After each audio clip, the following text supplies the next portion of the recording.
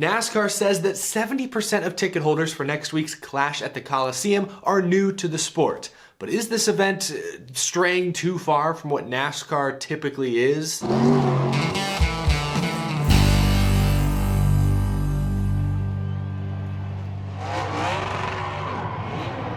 How's it going, y'all? My name is Eric. Welcome to Out of the Groove. I hope you're doing well. I've got a couple stories I want to talk about here today, and then I want to discuss the LA Clash. I'm going to be there in person. It's the official competitive debut of the NASCAR Next Gen car. Can we start calling it the Gen 7 now? I mean, it's here. It's the Gen 7. Racing inside of a historic stadium. It's going to be a cool event. It's going to be a very different event. I'm going to talk about in a few minutes whether or not this event is too different from typical NASCAR races. Not because I hate change or I hate experimentation, but because I worry it may give new fans a false perception of what NASCAR really is. Anyway, we'll talk about that in just a moment. First, a couple stories I want to hit on. This week, NASCAR completed its final preseason Next Gen or Gen 7 test. Last 2 days they were at Phoenix Raceway. NASCAR streamed both days of testing on their YouTube channel. A lot of clips and highlights are still posted there, including some of the spins. Todd Gilliland in the 38 spun out in turn 2 and I think the first day of testing. And then Chase Elliott actually spun out twice, apparently in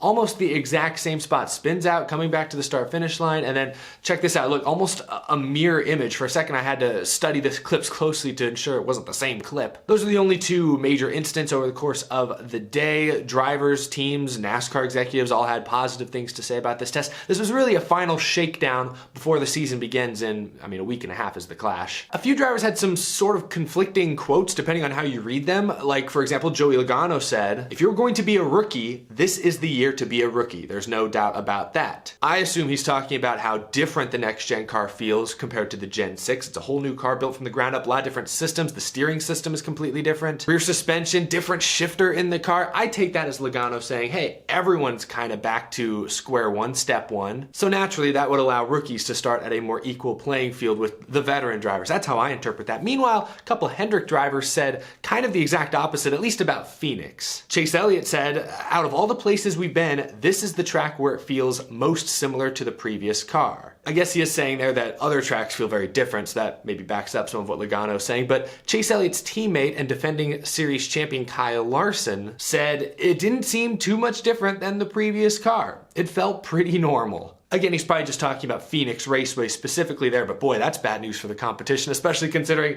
the first day of testing this week, Kyle Larson set the fastest speed. Well, I don't think he'll eclipse his 10-win total from last year, but whew, anything's possible. NASCAR said everything held up during this 2-day test well, so ready for the season to start. No more testing. It's time to actually race this brand new car. Now, one of the most notable differences between the Gen 6 and the new Gen 7 Next Gen are the paint schemes. The first thing you probably see when you look at a NASCAR car. The door numbers are being slid forward, giving more room on the door for sponsor logos. The fan base is still quite polarized over whether or not this is a good idea. We've seen some hits, we've seen some misses with the early paint scheme reveals. But one tweet that's been circulating this week comes from Harris Liu, who's a well-known, very talented designer and graphic artist. Currently works for Stewart Haas Racing. He tweeted in a separate Twitter thread, "I hate to tell you, NASCAR is requiring the numbers to be up front on the throwback cars too." I've seen a lot of strong reactions to this.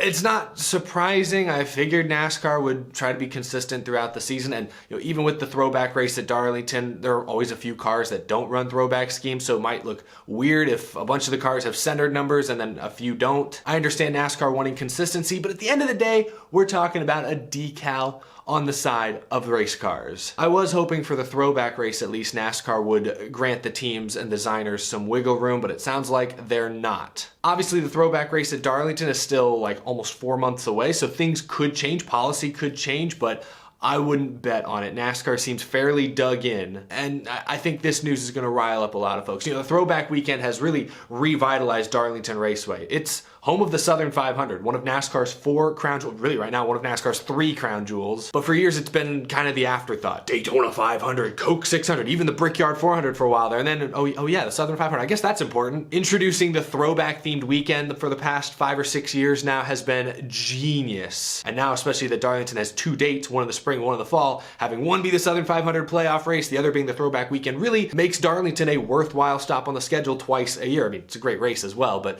now fans are showing up. up and talking about it and hyping it up. But if the throwback schemes aren't gonna look as true to form this year with the door numbers slid forward, I worry that's gonna hurt the momentum around Throwback Weekend and could hurt some of the buzz around at least the first Darlington race. So that's a bit disappointing. As my friend Danny B Talks pointed out, maybe every team will show up with a fabulous Hudson Hornet style throwback. I mean, that would look pretty cool, and that would look pretty close to reality. But we can't have the 40 Hudson Hornets out there. Or can we? Or can we? Maybe every paint scheme will just be from the 1950s, and that'll just be the theme this year and for the foreseeable future. I don't know. I don't see fans rallying behind that. I don't imagine die-cast sales would be quite as high. Either way, share your thoughts down below. Do you think this is a good call by NASCAR to keep that consistency, or is it a bad call to tamper with the charm of Throwback Week? And I have a feeling I know what most of you will say in the comment section below. But those are just a couple quick stories I wanted to discuss. The focus of this episode is the upcoming Busch Clash at the Coliseum. 10 days, I think, from now,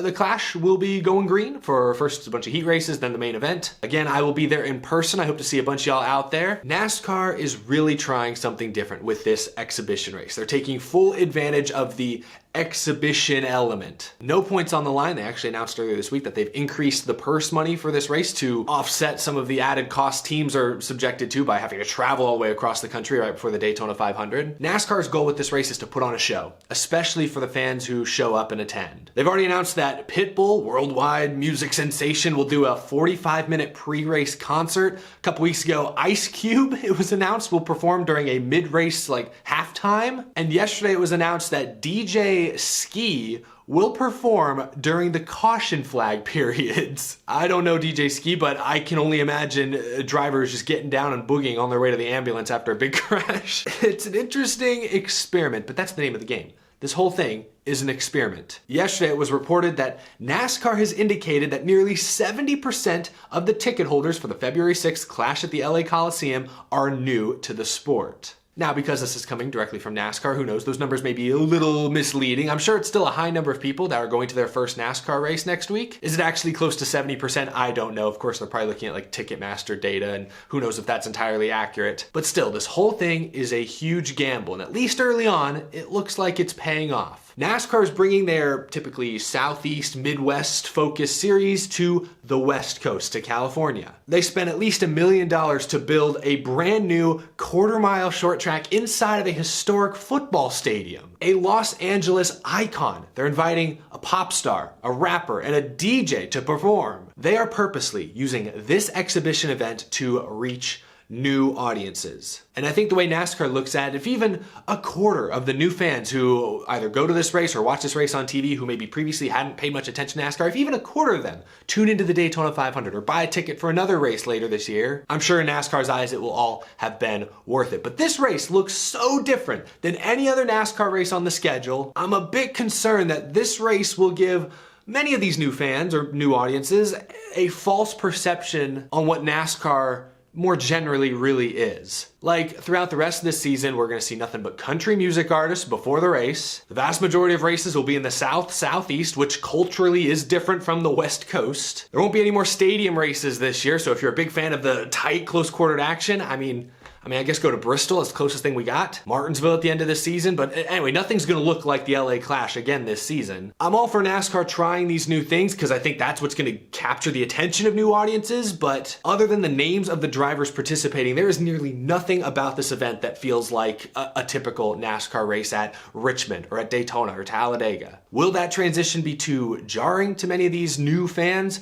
I don't know, but it is something I don't see anyone else talking about. Everyone's just talking about, oh great, Pitbull is there, oh Ice Cube, whoa, DJ dance party during the cautions, this is crazy. And yes, it is all crazy. I'm excited to see it in person, but I think it's also important to talk about the effectiveness of all this stuff. It's gonna put on a heck of a show. It's gonna expose NASCAR to new audiences in that moment, but will those audiences stick around once they see a typical NASCAR race weekend? Because I don't see NASCAR pulling an LA Clash at Daytona or Talladega or Darlington. Those races, if I had to guess this year and at least for the next several years, are gonna kind of look like they've always looked. Same audience will show up, the pre-race ceremonies will look the same. I'm sure the vibe of the entire weekend will be very similar to recent years. Darlington Raceway will feel like a complete 180 from the LA Clash. I just don't know how many of those LA Clash new fans will actually stick around when they realize not every NASCAR race has Pitbull performing 45 minutes before. We'll see. Overall, I'm still very excited about this race, and I think it's a good move by NASCAR to make this